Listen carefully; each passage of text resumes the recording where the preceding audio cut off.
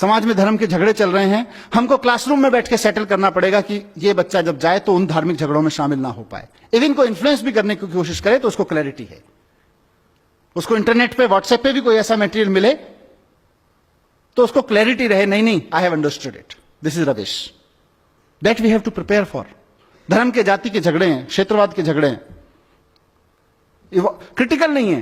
5000 साल पहले जिसने कुछ कह दिया उसी को माने बैठे हैं। नया करने की क्षमता पैदा नहीं हो रही है हमारे बच्चों में। आप देखिए कितने बच्चे हैं जो नया पैदा कर सकते हैं, नया सोच सकते हैं, रिस्क ले, क्योंकि नया करने के लिए रिस्क चाहिए, रिस्क लेने की क्षमता चाहिए, और रिस्क लेने की क्षमता हम लोग नहीं पैदा कर पा रहे हैं बच्चों में। क्योंकि हम जब पैदा कर पाएंगे तो हमारी क्लास में पढ़ने वाले 40 बच्चों में से कम 38 के बीच होनी चाहिए। अभी तो 38 में से 40 में से 2 के बीच है, उसके बहुत सारे और संयोग कारण हो सकते हैं। क्योंकि जब क्लासरूम से रिवॉल्यूशन से पैदा होगा, कॉन्फिडेंस पैदा होगा, नया करने की जिजीशा पैदा होगी, हिम्मत पैदा होगी, तो वो 40 में से 38 बच्चों की में पैदा होगी कम से कम। और उसका नतीजा क्या हो रहा है? एक नेशन जो अपने आप में कॉन्फिडेंट नहीं है, एक सोसाइटी जो अपने आप में अपने थॉट्स पे कॉन्फिडेंट नहीं है, अपने थॉट्स के प्रति क्रिटिकल, अपनी कन्वेंशंस के प्रति क्रिटिकल नहीं है, कुछ नया करने की हिम्मत नहीं जुटा पा रही है। 1500 साल पहले आर्यभट्ट ने कहा था शून्य है, शून्य की खोज की उसने किया, और हमने 1500 साल क्या किया? हमने 1500 साल गाना गाया, जब जीरो दिया मेरे भारत ने दुनिया को तब गिनती आई। हमने गाना गाया, और उसी शून्य का 1500 साल पहले जिस हिंदुस्तान ने शून्य का आविष्कार किया, उसी शून्य का इस्तेमाल अमेरिका और यूरोप के साइंटिस्ट ने करके पूरा साइबर वर्ल्ड उस शून्य में खड़ा कर दिया। हम गाना गाते रह गए, जब जीरो दिया मेरे भारत ने दुनिया को तब गिनती आई। उन्होंने साइबर वर्ल्ड खड़ा कर दिया। आज वो ट्विटर चलाते हैं, फेसबुक चलाते हैं, गूगल चलाते हैं, यूट्यूब चलाते हैं, हम अपने लड़के लड़कियां नौकरी करने भेजते हैं उनके यहां पे, और हम कहते हैं कि हम तो बहुत महान देश थे पहले से। हम अच्छा हमने किया है, काफी कुछ किया है, ऐसा नहीं है कि एजुकेशन में कुछ नहीं हुआ। मैं with due respect to every educator मैं कहना चाहता हूं कि एजुकेशन की आज तक की बहुत अचीवमेंट है।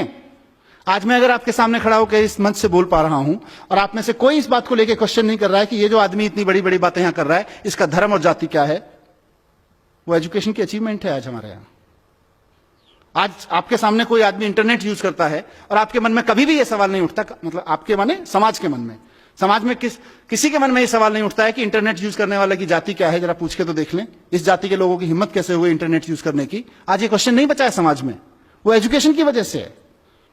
500 साल पहले गुलाम खरीदना और रखना या गुलाम की तरह बिकना समाज की स्वीकृति में था। आज कोई भी व्यक्ति इस बात को स्वीकार करने को तैयार नहीं है अपने सामने किसी गुलाम को बिकते हुए देखकर।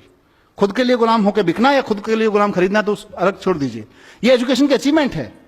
लेकिन जहां नहीं पहुंचे वहां का चर्चा करना जरूरी है। जो छूट गया एजुकेशन से वो बहुत क्रिटिकल है और वो बहुत स्लो है। इसीलिए मैंने कहा हम अतीत के गुणगान में बहुत लग गए हैं। हिंदुस्तान की सबसे बड़ी प्रॉब्लम यही है कि हम अतीत का गुणगान बहुत करते हैं। हमारे यहां आर्यभट्ट हुए थे, अरे सर जी आर्यभट्ट हुए थे, उसके बाद हमने क्या किया? आर्यभट्ट तो होके चले गए।